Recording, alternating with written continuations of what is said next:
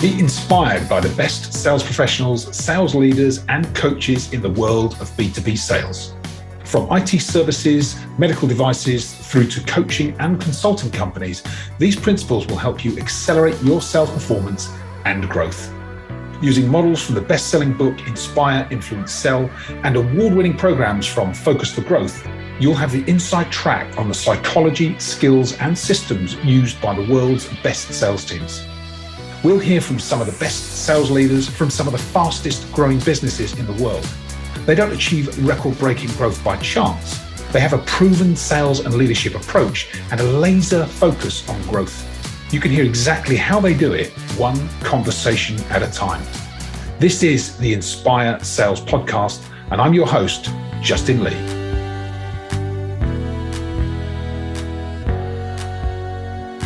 Welcome to this episode of the Inspire Sales Podcast. Today, I'm with Simon Ooley. Simon's got a fascinating career in sales. He started out as a BDR, and then his career took him in multiple different directions where he was effectively setting up subsidiaries for the company he worked for, scaling them to multiple millions. And then a couple of years ago, he set up a company called Veles, where he and his co-founder are now solving sales issues for sales professionals and sales teams. And no spoilers here, but this is a brilliant episode where you're going to learn lots about not only sales techniques and sales methodology, but you're going to learn about specifically how to leverage use cases in your business to really accelerate sales and accelerate that trust and authority with your customers. So let's dive into the conversation with Simon. Hope you enjoy this episode. Welcome to today's episode of the Inspire Sales Podcast. Today, I'm absolutely delighted to be joined by Simon Ooley. Now, let me tell you Simon's profile, really impressive. Simon is the founder of Veles, a B2B monetization strategy software. He's an expert in pricing, packaging, and sales enablement for SaaS companies. And the platform is building tools and playbooks that empower revenue teams to quote confidently, close faster, and scale pricing operations. Absolute music to my ears, and hopefully to yours as listeners to this podcast. So Simon, welcome, and thanks for joining us. Thank you so much for having me. I'm excited to have this conversation. Yeah, me too. It's a genuine pleasure, Simon. So Simon, that's the kind of elevator. Tell us like the warts and all. How did you get to where you are today? What's your background and the story of you coming into sales and getting to this point? Yeah, happy to, and I'll try and keep it very short because I can opine for quite a while. But I started my sales career actually in 2013, 2014 as a BDR. I kind of went the traditional sales path, started as a BDR, had no experience whatsoever, but found that I really enjoyed talking and was not afraid of rejection. So I was able to excel in that space. Yeah, good traits, very good traits. Exactly. Yeah, willing to put myself out there over and over. And I feel like that was just the absolute best way to learn. But started as a BDR.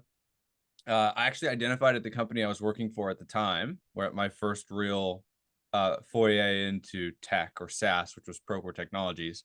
Yeah. I did get very lucky to start my career at Procore, which ended up being, a wildly successful vertical SaaS IPO,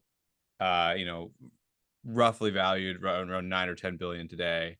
And I got to grow. Yes. Yeah. Brilliant. Wow. And so I got to grow with that organization and got to learn from incredible people. But I was early in that journey as a BDR. I was working during the day. I saw a bunch of leads coming in from Asia Pacific, from the UK, from all these different places where none of the reps wanted to work them. And, I get it. They were already absolutely excelling. It was like product market fit was there. Everyone was crushing their quota. We were expanding at like an all-time rate. And so I'm already hitting quota. I'm not going to stay until 10 p.m., 11 p.m., 12 p.m. or 12 a.m. to work these deals. Yeah. And so I went to our CRO at the time and said, hey, I'll still do my full-time job, but can I just stay late and work these deals? And if I close them, will you pay me commission? You don't have to make me an AE or anything. Just let me do this on the side. And I think for a CRO at that time, someone coming to them and saying, hey, I'll work more, don't pay me more, but if I make the business money, is that cool? They were like, Yeah. 100%, go So for it. did you get like a revenue share of that, those additional sales that you brought in? Yeah. So at the time they said, yeah, go for it. I love that. The CRO is great. It is like, if you close a deal, we'll figure it out at that point. Like there was no commission structure in place. I ended up closing my first deal before anyone knew that I was really doing it. And so they had to figure out how to pay me commission. And I think at the time they were like, we'll just buy you a laptop. Is that cool? But moving into a sales role for all English speaking countries that weren't in North America, Right. meaning like the UK and surrounding areas, and then Asia Pacific, mainly Australia, and also a significant amount of deals in Japan. And so I just started working at night. Like the entire office of, I think at the time, maybe 400 people, Yeah. like signed off at 5 p.m. I showed up at the office at 3 p.m., said hi to everybody. They all left. And then I just sat in the office by myself in the dark, to the point where I had to ask IT to make sure the lights stayed on without motion sensors, because it would just turn off in the middle of a demo. Uh, Long story short, that turned into me moving to Australia, opening an office, going from 0 to 10 million in ARR. It's now Wow. a $100 million+ business unit for the organization. The UK had spun off and opened their office, and it was a really fantastic journey to be able to go from BDR to leading an office, building out a team, and experiencing that growth. Uh, and then, fast forward, I came back to the States. I ended up joining a bootstrapped startup in construction tech, and was their first non-founding hire. So kind of the first person to come in and start building that organization out. And we had a Yeah. very similar level of success in a very similar time frame. I think I was there for about 3 years. We went kind of 0 to 3 million in that time. And so I got this opportunity to just build from scratch and kind of, for lack of a better term, make decisions without knowing that they were fully vetted, and if they'd be successful or not. So I had that opportunity. And after those two experiences, I just knew I had to build a company. And I knew there was significant pain around pricing and kind of packaging for sales teams, Yeah. EQ, and how we present pricing. And so there's a whole nother story on how we had originally came to Veles, but we knew that we had to solve the pricing calculator experience for sales teams, because either they were stuck in a CPQ that was a finance tool, or they were living in spreadsheets. Yeah. Yeah. And you'd be shocked at how many billions of dollars are sold per year off spreadsheet calculations, which just Mm. scares me in Yeah. general. Yeah. Yeah. I mean, I was at 3M. You know 3M, right? Huge Mhm. organization. They were. I don't know what they are now, but because they've had a few bumps in the road. But at one point they were like $40 billion, and all of our pricing was calculated off spreadsheets. $40 Right. billion company, and everybody's still using spreadsheets for pricing analysis and that kind of thing. There was some back end tools, but at the end of the day, everyone went back to the spreadsheet. It's fascinating, isn't it? So you're at Veles. What is the value proposition with Veles? I know I said it's pricing, packaging, sales enablement. How tell us a bit about the platform. How's it work? Yeah, happy to. We started out as kind of a core pricing calculator. Okay. What that really means is it's replacing that spreadsheet that your sales team is using to kind of Yeah. ad hoc model pricing. We work with some really large publicly traded companies to kind of connect with their CPQ tool and really extend the value of that tool. But in its core, we're making it easier for sales teams to present multiple pricing options at once. And when they're building pricing, to just by default adhere to all the logic and rules that they're going to need to care about later on. And Yeah. so what we found is, these 1,000-person sales teams were in a spreadsheet. They'd go and like copy and paste some stuff into a new sheet and model out 3 or 4 different options, and then try and build that into a slide deck, all while potentially errors are occurring within that spreadsheet. But Yeah. also they're just building things that are not going to get approved, or are going to need a significant amount of work to get approved based on deal desk logic. And Yeah. so we said, why are we living in this world where we have Gong and Clary and all these other fantastic tools to help with sales enablement, And all of a sudden we get to the most important part of a sales cycle, which is actually delivering pricing and value. And we're just like, let's just go back to 1992. Let's just go back to a spreadsheet. Yeah. And so we focused primarily on that. And what we learned was we could significantly decrease the amount of conversations you need to have in pricing, because we can present multiple options at once. But also we can significantly increase the ASP of a deal by just showing the sales team, hey, if you do this, you're going to go need approval. But if you just make this slight tweak, you don't need approval. You're going to move forward quicker. And usually that relates to kind of discount percentages. Yes. Yeah. And so that was our first product. We delivered that to market. It's been really, really successful. What we learned as we get into this kind of AI age with agents and credits and tokens and all these new types of pricing models, mainly credit-based and usage-based for AI, is that your pricing model no longer directly correlates to the value proposition that you have. So you could sell a bucket of credits, right? But those credits mean nothing to your buyer. If you say, hey, here's an option with 1,000 credits or 1,000,000 credits, they're like, I don't understand what either of those things do for me. Yeah. Like there's no value proposition there. So we worked with a handful of incredible organizations to build what we call use case based sales, which is actually identifying the reasons why your customer is coming to you, building out a business case for each of those reasons, and then estimating the number of credits or tokens or actions that are going to be needed by your solution to solve their problem. Right. And so that's how we kind of came from the world of traditional, sales with pricing, and then to really tie a bow on it to incorporate kind of value messaging, ROI around a use case, and also price that deal and then show you how to present it. So it's really come full circle. Yeah. And it's fascinating because I was literally with a client this morning, and we were talking about, so the client is a sales director or VP of sales at a very large organization, and was telling me how much work is going on in the background to try and get to a P&L model by customer. And they still haven't quite got it right.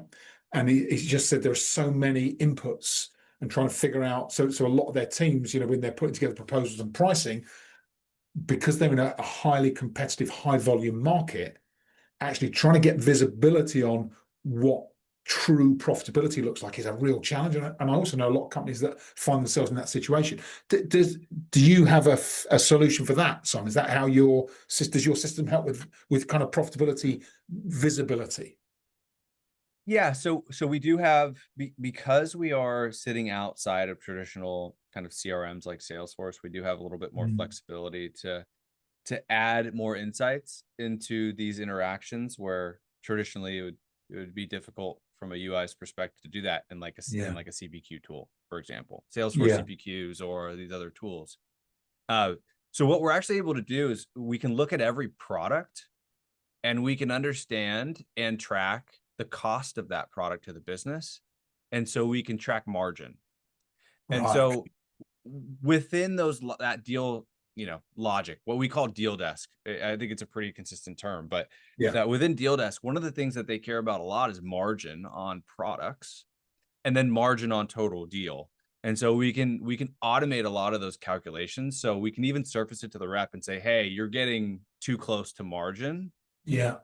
And so we need you to increase the size or decrease the discount, right? There's multiple levers to pull to ensure good quality deals. So that is something that we can do. And we do that for some of our customers today. The reality is, Justin, is that most organizations aren't quite there yet from a maturity standpoint to just turn that on day one. I think it's surprising how difficult it is for organizations just to figure out the cost. And everyone says CAC and LTV and all these acronyms for SaaS specifically, but it's surprisingly hard for those organizations. But once they get it, then we can incorporate that into the product and help their sales team sell better. Yeah. Wow.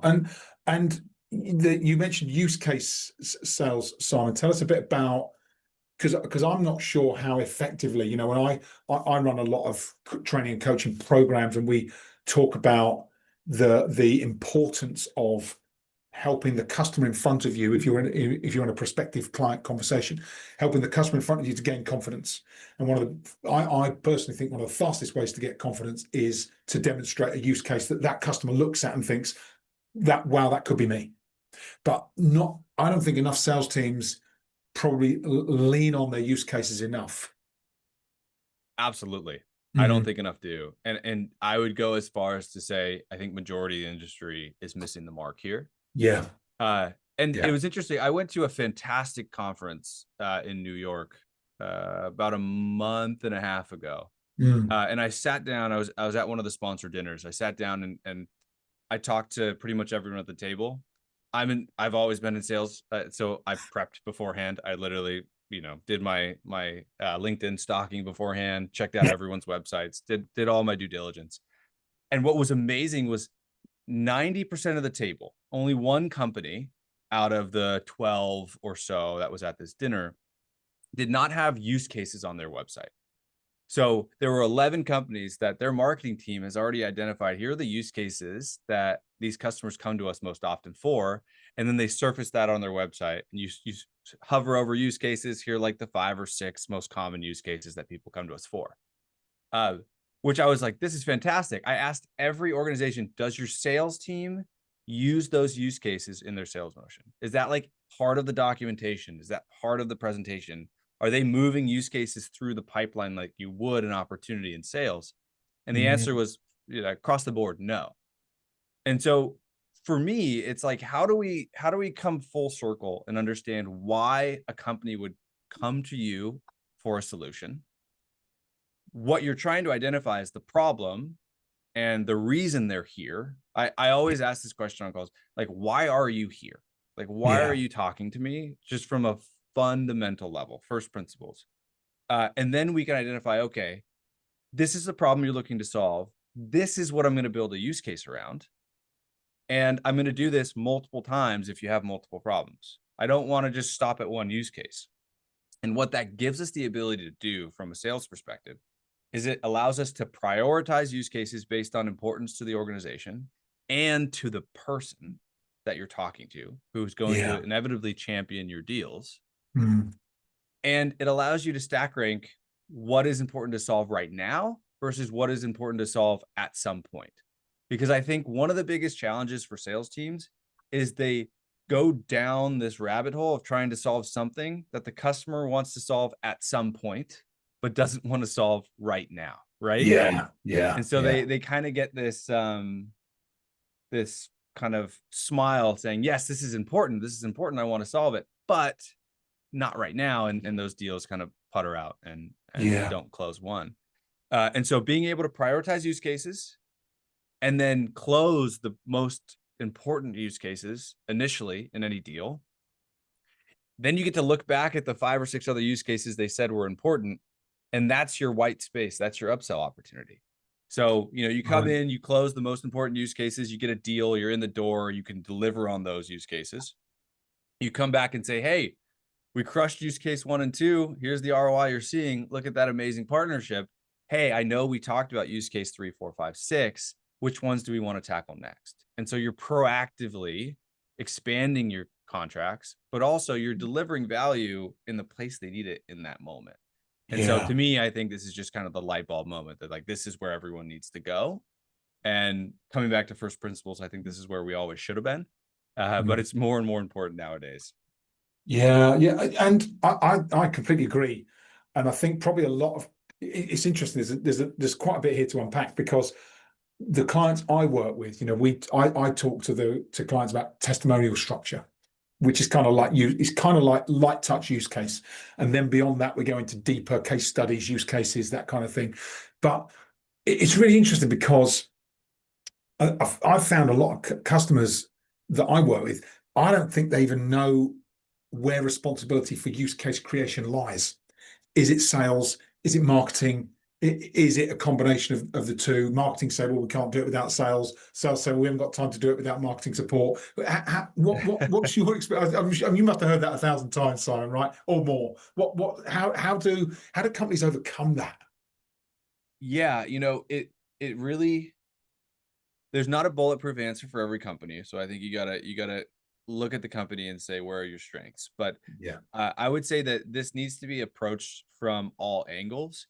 But I would say primarily it needs to start with product, actually. I would say that product is doing a bunch of uh, this kind of discovery.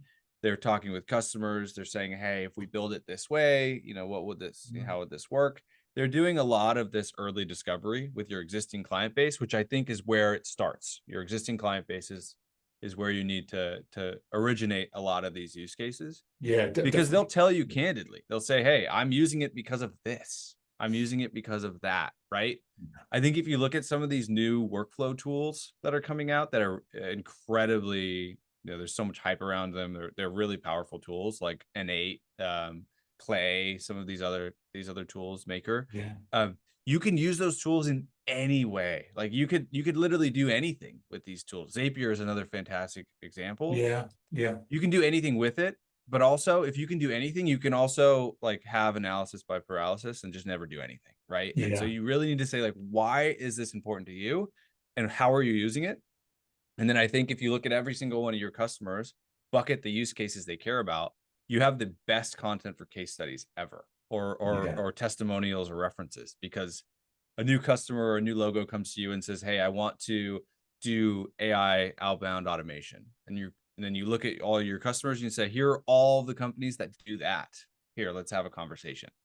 So everything starts to orient around the problems you're solving for customers, which is where I think sales always wants to be, but yeah, sometimes they yeah, get a little bit lost in the weeds when it comes to like, what does my product do in general, instead of what does my product do for you? yeah, yeah. I completely agree, and I think it's an easy trap for people to fall into. I think the longer you're in a business, the more established you are, the easier that is to just go, oh well, here's what we sell, here's why it works, and almost go into pitch mode without doing the true Mm-hmm. discovery, and then thinking about how do we leverage existing clients and use cases to be able to really, make that engagement with a new prospective client faster, easier, and more relevant. It's just so easy to just kind of roll out the pitch deck, isn't it? Rather than think about use cases. Why do you think this is? Why do you think it's so under leveraged by companies' use cases? What's the barrier? Do you think?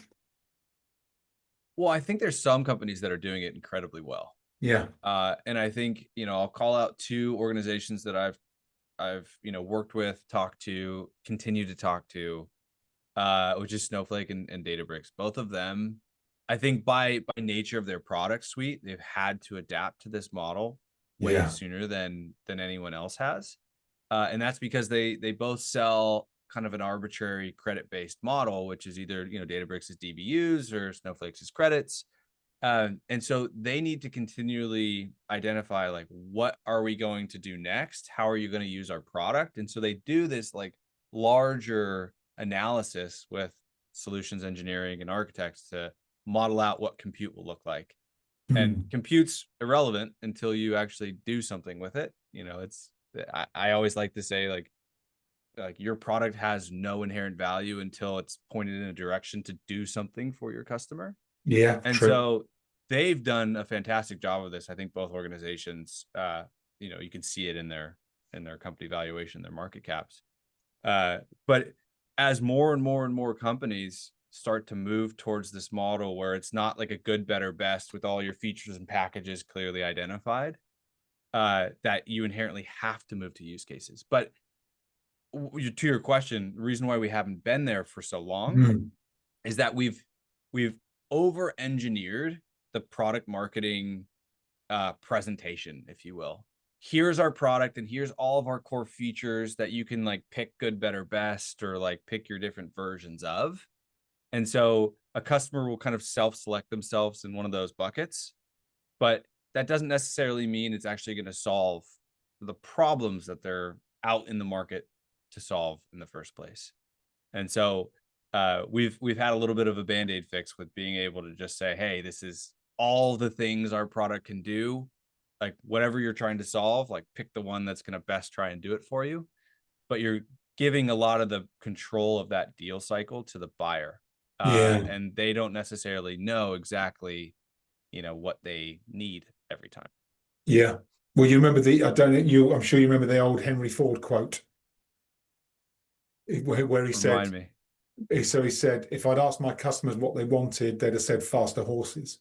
Exactly. And the automobile would never have been manufactured or created, And sometimes people don't know what they don't know. They don't know what they need because they're constrained in their own thinking about what's available today. Exactly. They just need an outcome. Yeah. And I think for us as professional sellers who are looking to build a great experience, but also like bring somebody into a new kind of age of doing things, AI is showing us that we can do that in every kind of facet Yeah. of our businesses. Yeah. But the answer is not faster horses. The answer is I need to move faster, right? Yeah. And so it's Exactly. up to us to build Exactly. the use cases to show them, here are the different ways you can move faster. What actually makes the most sense to you? Let's Yeah. prioritize how fast you want to go. Yeah. And sometimes you need to see how someone else has done that in order to help you recognize there's an opportunity for you to do the same. And it really, Absolutely. yeah, externalizing the thinking. Yeah, I love that. And so tell me, how long have you been working on Veles now then, Simon? How long has the company been established? Yeah, so there's multiple answers to that. The official answer is about 2 years. Oh, okay. So relatively Just coming recent up on then. 2 years. Yeah. Yeah. The unofficial answer is probably more like 4.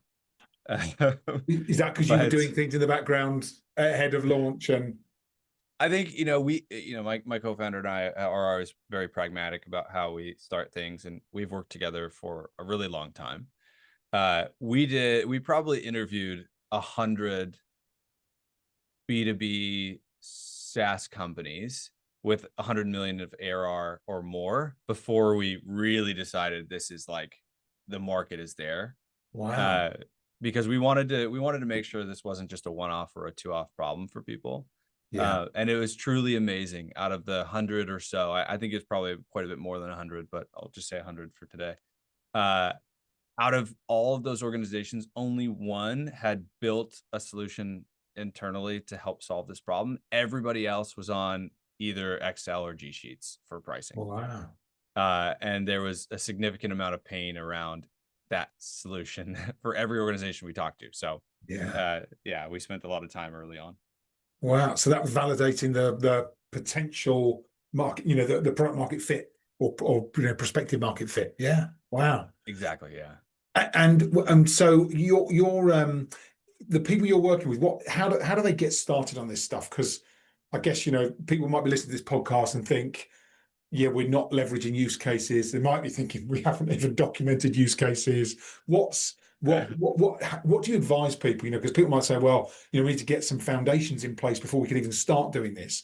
And I agree with you. You go through a really solid sales process. If you've got a good, high performing sales team, and that final part of what's the word, credibility with the customer, that final part of influence, which is show me this isn't your first rodeo, right? And that is use cases and tangible use cases. Some people will do that through the stories they tell, or they'll just they'll have references. Well, we know this client, we're working with this client. What's that first step to getting use cases created, documented, and then leveraged within a business? What are those first steps that you work with clients on? Yeah. So the very first step is talking to your current customers. I think you Yeah. you want to go into every conversation without an initial bias. Like, don't lead with saying, "Is this your use case?" Like be very open and say, "Hey, we're looking to identify key use cases that people come to us for. If you were to bucket your top 3 reasons to use Veles, what Yeah. are they?" If you're gonna, insert company, obviously, I do this with Veles all the time, but what are those use cases? Can you give me like a 3-sentence pitch as to why that's important to your business? And like, what does successful look like? And what does, a failed implementation of that use case look like? You could start to see trends as you have conversations with your customers. For us, it's streamlining pricing and packaging for the sales team, getting them out of the Wild West, speeding up deal desk approval workflows because we integrate with Slack and some other tools. And then, credit estimation, driving ROI around the sales cycle, ensuring there's more upsell and cross-sell opportunities. Those are the types of things that like kept coming up in our conversations when we interviewed people. Yeah. And then you can do this anywhere. You can do it in a Notion page or even in a spreadsheet. I never love to say do anything in spreadsheet because we try to get salespeople out of spreadsheets as much as we can. Yeah. But just group all of those use cases and then put a tick next to them every single time you hear it, and understand, okay, things are going to surface to the top of what's most important to our customers.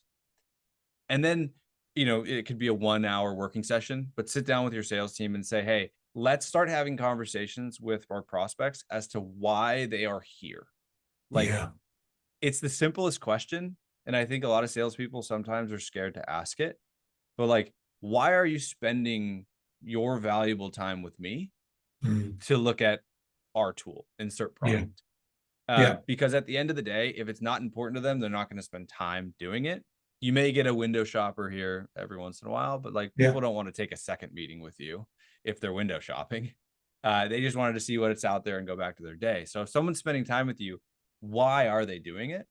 And I love this question, but if you had a magic wand, how would you like to solve this problem today? How would you like to improve your current X? And that's going to give you a significant amount of insight. And then I would just stack rank those with your customers and prioritize. If we were to wipe this off the table, which priorities do you want to keep? Which use cases are most important to you today? And then just keep I would say there are a handful of sales methodologies I really love. I love MedPick because of the structure, but I also love Sandler selling because of the disqualification. I love to disqualify as much as I can.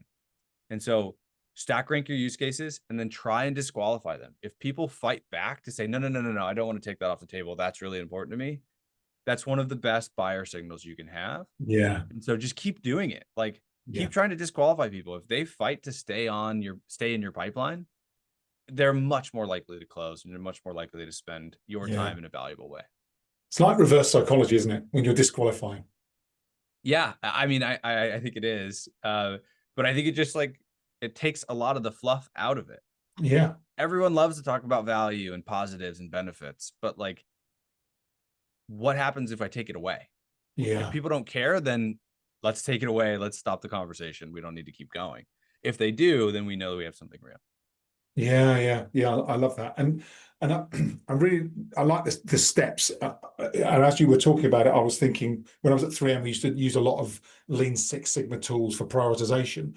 And as you were describing that, you're talking to your existing customers and your prospective customers, you're kind of saying, what are the key use cases? And as you're learning them, you're making a note, and you're looking for themes, trends, and the most, I guess, the highest priority for the most number of customers, because that helps you to really, zero in on the greatest opportunity and the highest relevance to that customer. And then, of course, you're looking at, I think the other element to this, and this naturally, is that urgency. How urgent is this? How big's the impact and how urgent is this? Because that helps you to kind of not only look at the most, common causation, but also the kind of the most urgent, kind of big ticket items in a prospective client's business. Yeah, it's good. I love that. Yeah. And we always have this very simple formula with everything we do here at Veles, which is just priority plus use case equals execution. So if we have all of our use cases and then we understand our priorities, we know that the ones that bubble to the top are the highest probability of us to actually execute and deliver on those use cases. Yeah. If you try and bundle everything together into one holistic big package, you're going to slow everything down. And so, use cases or priority plus use cases equals execution. If you can just focus on that in your sales cycle, identify use cases and prioritize them. Identify and prioritize. The ones that bubble to the top will always be executed on. Yeah. And you're letting your customer or prospective customer kind of guide your prioritization as well. It's not you, it's the customer that's telling you these are the priorities. Yeah. I, Exactly. Especially when your product can solve anything. yeah. Like when your product can do a lot of fantastic work for your customer, then you have to let your customer tell you what is the most impactful work to be done. Yeah. Agreed. I love the premise of in inspiring your customer to sell to themselves in your sales conversation. When you're coaching the customer should be selling themselves on you and your product. And if you get those questions right, if you help them to prioritize, you tease it out, you end up with a customer that almost asks you to close because they're the ones that are so motivated to go through the process and go to next steps. And I think it Exactly. takes a while to get there, but once you master that, it's a combination of structure, but it's also that kind of intuition. So it's the structured approach, but it's also using your intuition and allowing the customer to guide you and themselves through that process. And then when you close, it's like it's just so relevant, and they're so motivated to want to go to next steps. It feels really natural and urgent for you and them. Yeah, and I think you come back to this was a thread that went through sales while I was in AE. So it's been around for a long time. But like be consultative. The Yeah. consultative sales motion is Mm. still to this day the best path. And so in my mind, it's our job as sellers to show them how they can solve their problems, but Yeah, not to force them to solve their problem. Like absolutely. we have to be like, we understand that here's how some other customers have solved that problem. Here's how we think it would work well. Like, let's have you validate this is how you want to solve it. And it's my job to show you all the paths, but it's Yeah. not my job to force you down a path, right? It never works as a seller. So being consultative, educating them on how they can do things is still in my mind the best way to do it. We just have Yeah. to reorient ourselves to identifying specific use cases, Yeah. because then we can focus on the true pain the customer's feeling and solve those things. Yeah, agreed. And it's interesting. I had this conversation with a client group I was working with recently, and I think there's a pivot happens in the sales process.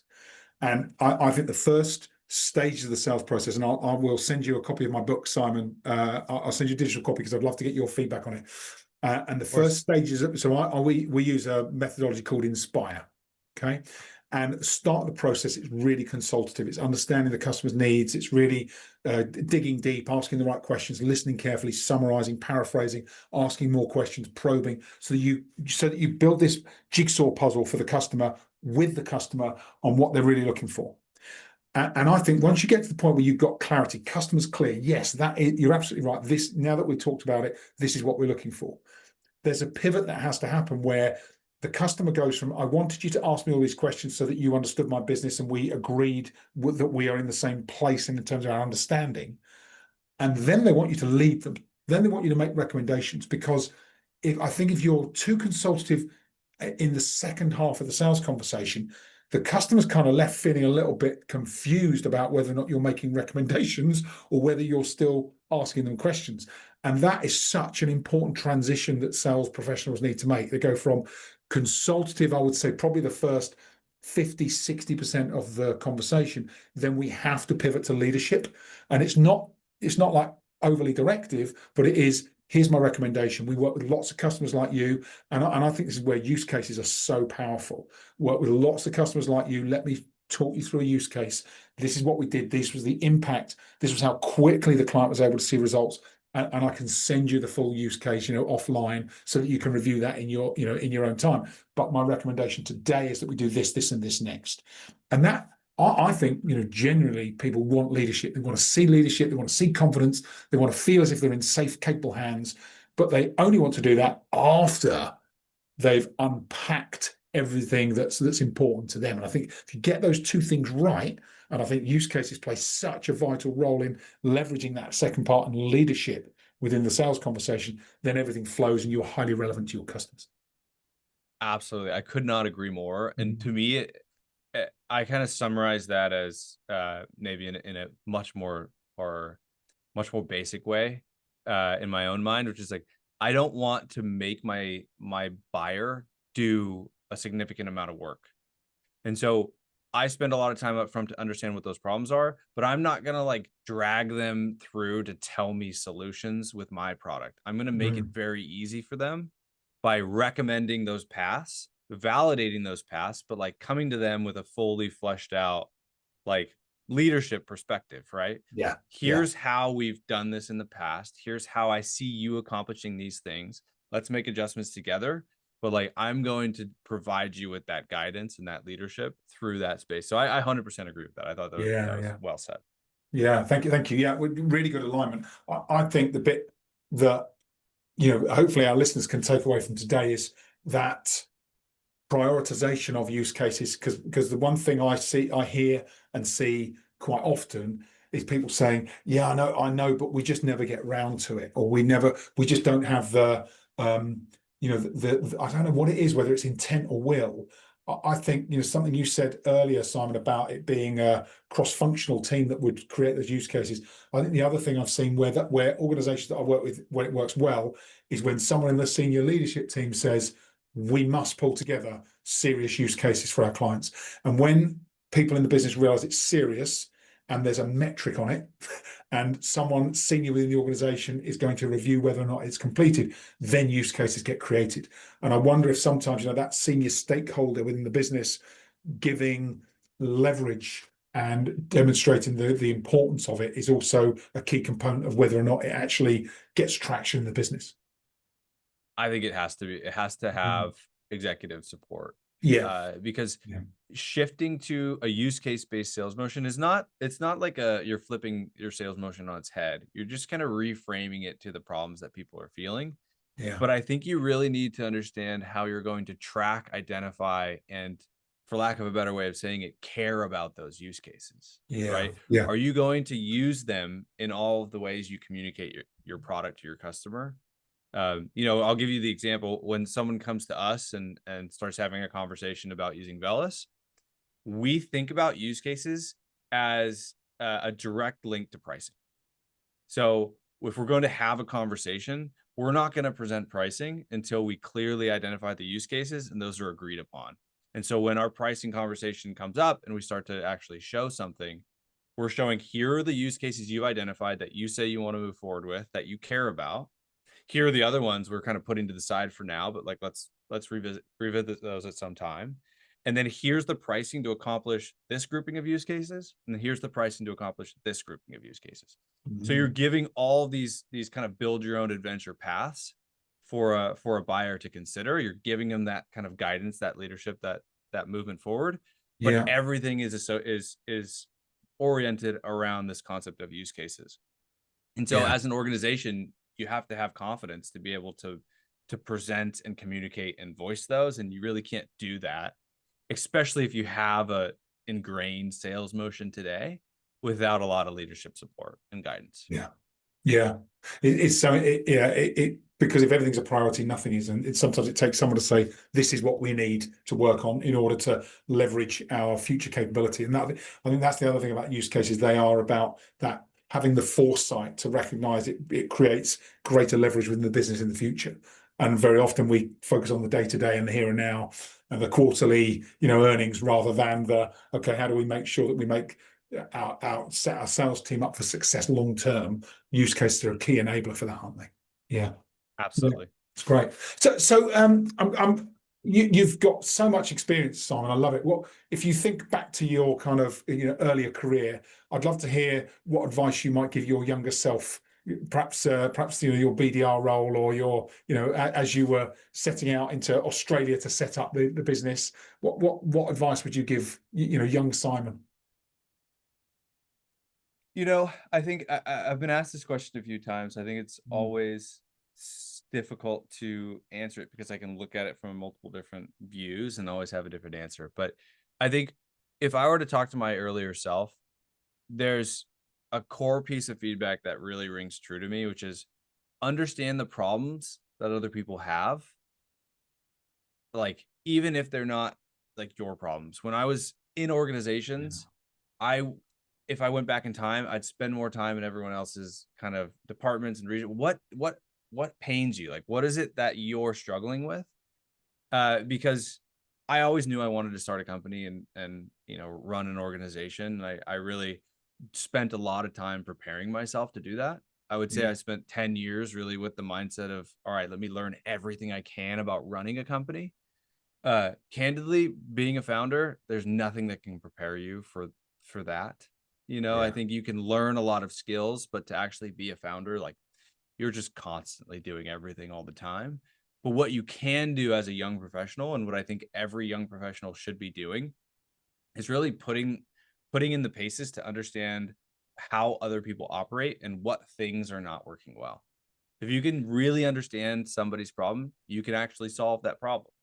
Mm. And so as an earlier self, I'd probably spend more time outside of, hitting quota and accelerators, which is kind of all I really cared about as a young early 20s professional, is making Yeah. money.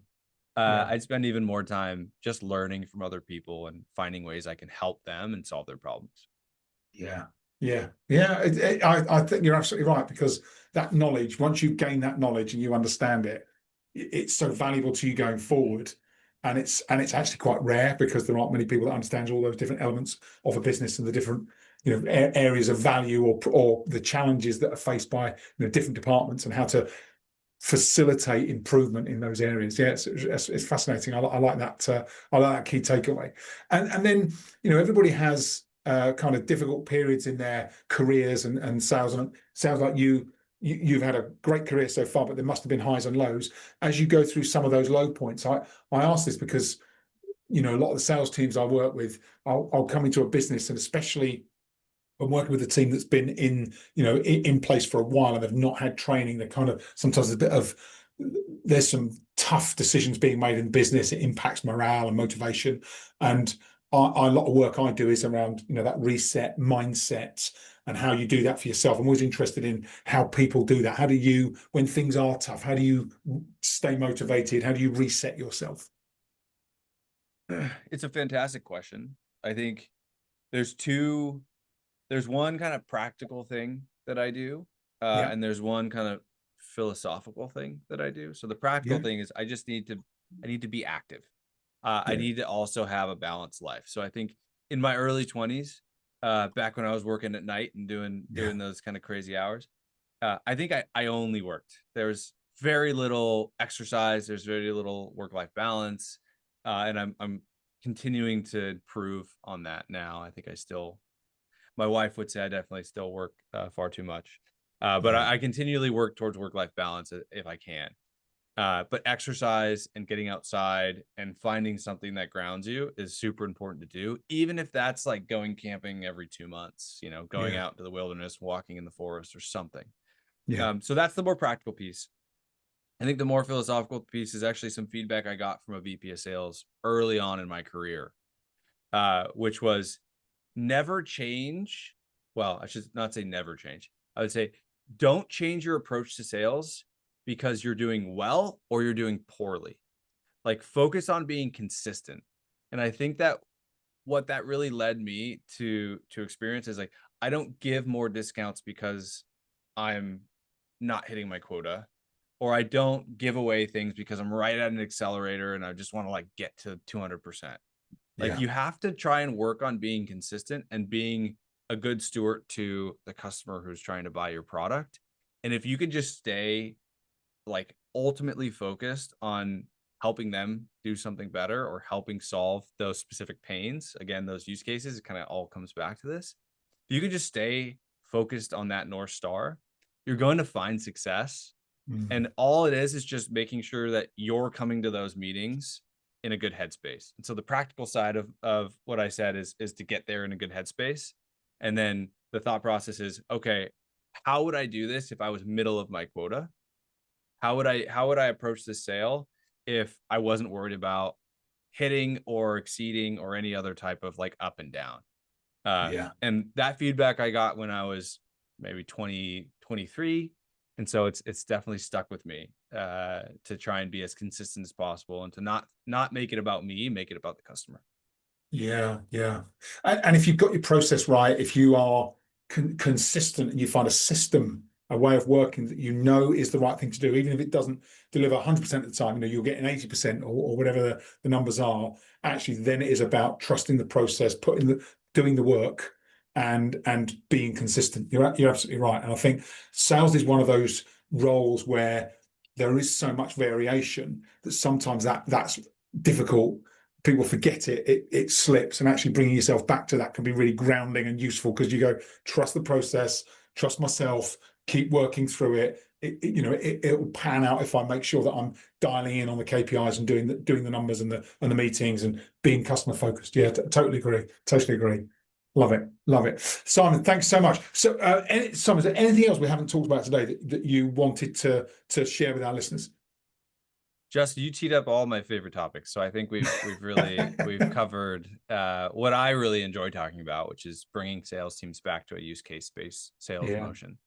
So no, I think we've had a great conversation so far. Yeah, me too. It's been a brilliant deep dive. I've got some key takeaways that I will be working on in my business in the background based on what we've talked about today, Simon. I will definitely send you a copy of the book, because I'd love your feedback on it. There's also a tool I've been working on that I've just launched as a beta version with my clients. So if you're up for it, Simon, I'll send you. It's basically a custom GPT.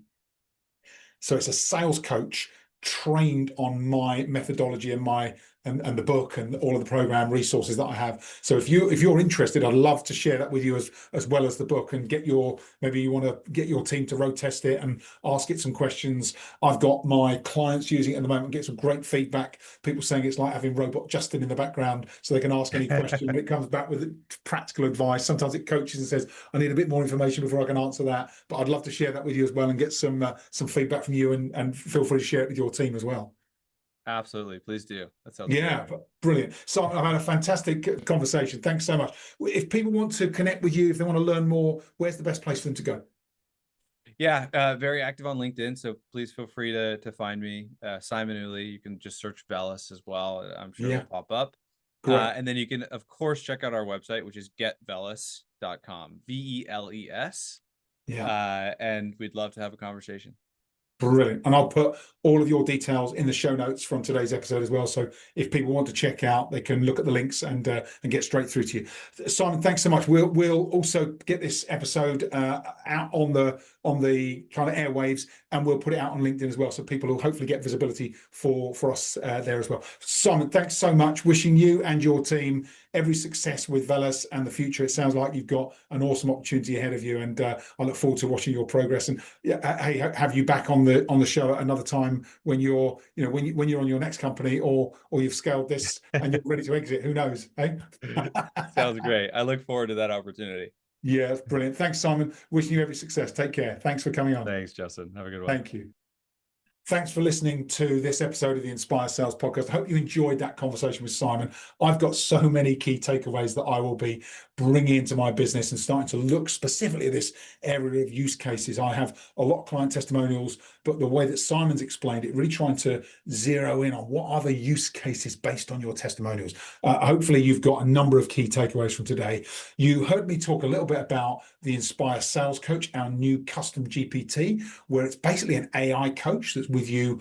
You have access whenever you've got access to ChatGPT. You can use this AI sales coach. If you would like to trial it as a listener to the podcast, I'd love to open up an opportunity for you to do so as well. So feel free to drop me a note, either catch me on LinkedIn or send me an email based through the podcast links. And I'd love to give you access to our custom GPT, which is the Inspire Sales Coach. Anyway, have a wonderful rest of your day, and I look forward to seeing you on the next episode. Thanks for listening. Genuine thanks for listening to the Inspire Sales Podcast. We hope you enjoy learning some of the most cutting edge sales techniques and getting close to some of the greatest sales leaders in the world now and in the future. If you'd like to explore further, please feel free to visit our website, focusforgrowth.co.uk. And if you'd like to take our Sales Acceleration Scorecard and discover your sales and influencing score, then check out the show notes for the link in the bio. If you have enjoyed this episode, please hit the subscribe button. If you know people in your sales and leadership network that you think would like to listen to, then please share this episode with them. I'd be very grateful. If you'd like to get in touch with me, please feel free to do so. If you have suggestions for further guests, or if you'd like to appear yourself, please contact me or my team. You can connect with me. I'd love to hear from you. My social profiles are in the show notes, and I look forward to being with you on the next episode. Thanks again for listening. See you soon.